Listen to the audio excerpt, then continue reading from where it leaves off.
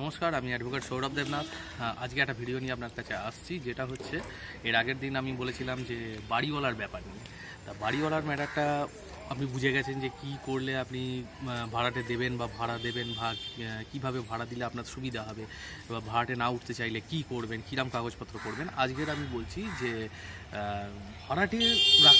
ভাড়াটেদের ব্যাপারে, যে আপনি যদি ভাড়া নিতে যান তাহলে আপনি কি করবেন। আপনার ফার্স্ট কাজটা যেটা হচ্ছে আপনি বাড়িওয়ালার সঙ্গে অ্যাফিডেভিটের আগে কাগজ করে নেবেন, এগ্রিমেন্ট করে নেবেন। এগ্রিমেন্ট করলে কি হবে, যে আপনার যে সমস্ত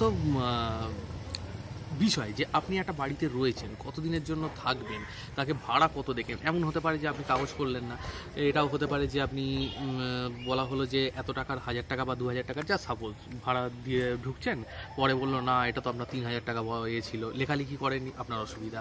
আপনি এতদিনের মধ্যে উঠে যান, 2-3 মাসের মধ্যে, আপনার লেখালেখি ছিল না বা কোনো এগ্রিমেন্ট পেপার ছিল না, আপনাকে উঠে যেতে বাধ্য হতে হবে।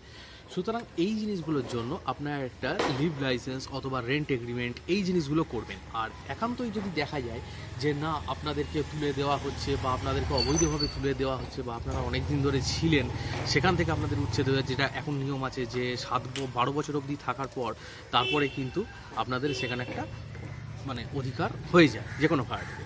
তা সেই জায়গাটা থেকে যদি দেখা যায়, তাহলে আপনারা অবশ্যই সেই কাগজ অনুযায়ী আপনারা রেন্ট কন্ট্রোলে যেতে পারেন। রেন্ট কন্ট্রোলে হচ্ছে একটা মামলার বিষয়। রেন্ট কন্ট্রোলটা নিয়ে আমি আরেকদিন অন্যভাবে বলবো।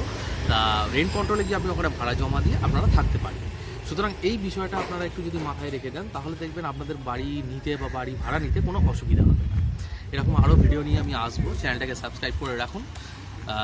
নমস্কার, ভালো থাকবেন।